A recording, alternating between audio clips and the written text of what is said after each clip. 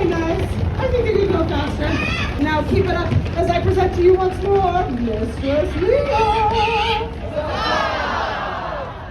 We have some lovely little friends joining us from all over the world, and our first one comes from Central and South America. This is Max, our dragon macaw. Hybrid between a military macaw and a scarlet macaw. He call is a blue and gold macaw. I am not sure where they came up with that name from. He is from the land of Guatemala, Central America. He was hailed as a god to the ancient Aztecs Mayan culture. The blue is a very rare color in nature. It doesn't happen a lot. Blue was more valuable than gold. And so they would trade these feathers. And we'll see if he'll give us a little wave. Hey! These are ferrets. Back in the age of exploration, countries were sending out boats to go discover new lands. They were required to have at least 5 ferrets on their ships to help with the mice control, the rats, because they were very good at their job. Cats will just sit there and they will wait, and then they count, and then they play, and then they leave. These guys will go and they will rip it apart. You can see they really don't care. They are delightful little creatures, and we do love our little murder slavery. We're going to give them a little huzzah. Huzzah! Our delightful gopher snake. Squiggles lives up to the name Squiggles.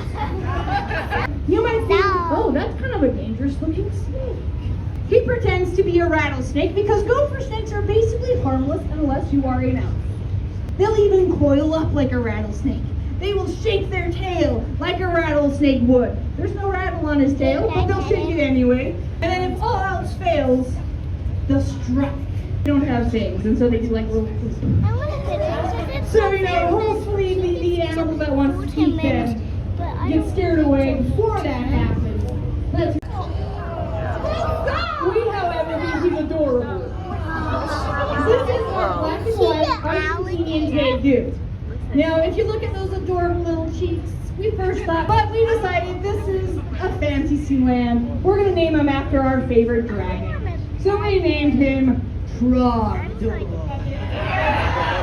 They have the ability to be warm-blooded.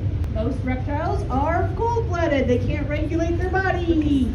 This guy can, which gives him the ability to have a bigger brain, the size of 3 walnuts.